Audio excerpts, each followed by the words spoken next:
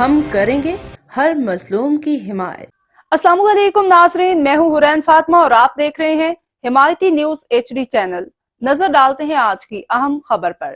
مسلم لیگ نون ملیشیا کی طرف سے یوم تکبیر کی تقریب کا انعقاد، مقررین کا پاک فوج، سائنسدانوں اور عوام کو خراج تحسین۔ پروقار تقریب میں یوم تکبیر کا کیک بھی کاٹا گیا۔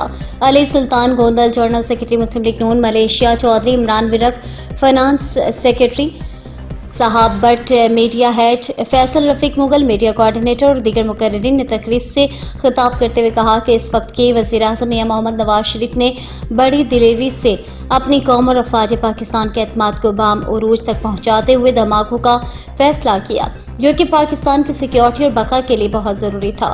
میاں نواز شریف کے اس تاریخی فیصلے کے بعد پوری دنیا میں پاکستان کی پہچان ہوئی۔ آج اگر کسی دشمن ملک کی پاکستان کی طرف آنکھ اٹھا کر دیکھنے کی جرات نہیں تو اس کی بنیادی وجہ یہی ایٹمی طاقت اور صلاحیت ہے۔